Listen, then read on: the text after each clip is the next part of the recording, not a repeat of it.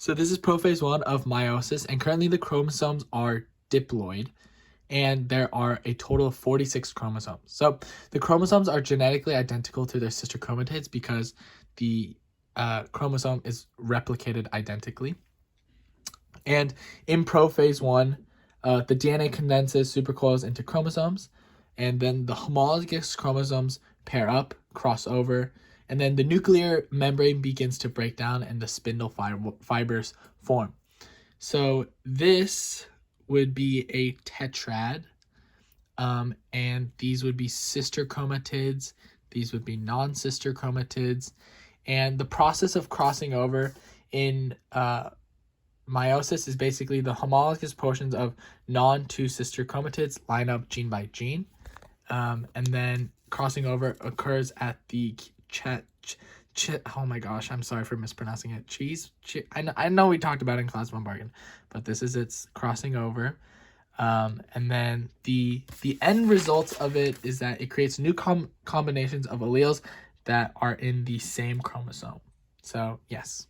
So this is metaphase 1 in meiosis, and the homologous chromosomes start to line up on the metaphase plate, and the spindle fibers will start to attach to them. Metaphase 1 is different in meiosis versus mitosis because in mitosis the chromosomes line up individually, while in meiosis they line up in homologous chromosome-like pairs. The process of independent assortment, different pairs of homologous chromosomes orient differently from one another on the metaphase plate during metaphase 1.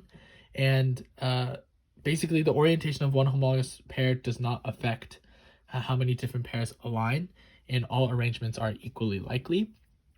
And there, in this scenario, there are a possibility of 8 different possible combinations because 2n equals 6, and then to the nth power rule is the number of possible combinations of chromosomes in the gametes. And since there are 6 haploids, 2 to the third is 8.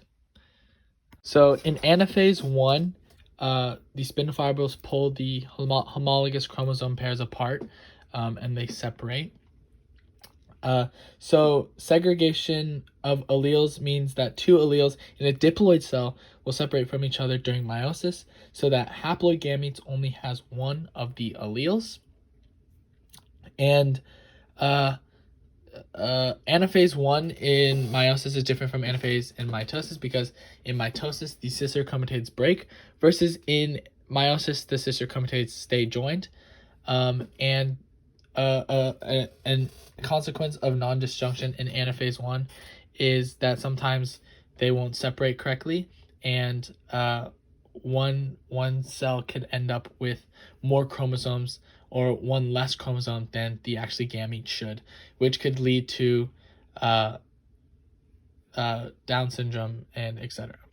This is the end of meiosis 1, and each cell has 3 haploid chromosomes, and telophase 1 and cytokinesis are different because in telophase new nuclei starts to form around the chromosomes in each pole, but the membranes actually haven't cinched yet, versus in cytokinesis they have cinched and they're 2 different cells.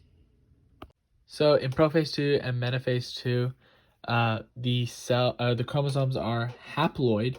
In prophase 2, the DNA condenses supercoils into chromosomes. Nuclear membrane begins to break down. Spindle fibers begin to form. In metaphase 2, the chromosomes are aligned at the cell equator. And meiosis 2 is similar to mitosis in that the chromosomes are independent and not in homologous pairs as they were in metaphase 1. So this is anaphase 2, and in anaphase 2, the sister chromatids pull apart and move towards opposite poles of the cell.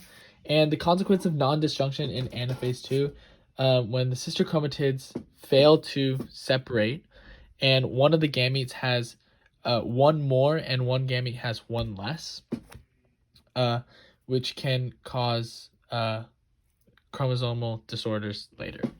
Of meiosis 2, and the chromosomes are haploid. There are 3 in each cell. The DNA uncoils, and the chromosomes form chromatin. Spindle fibers break apart, And by the end of it, there are 4 haploid daughter cells. And again, in telophase, the cells actually the cell membranes haven't clinched yet. But in cytokinesis, they are all completely different cells and gametes. And genetic variation between gamete cells that are made, the differences in genes between individuals of the same species, and each variation of a gene is called an allele. And that was formed throughout the meiosis. And yes, I have modeled the makings of egg or sperm cells, and I know this because gametes were formed of cells.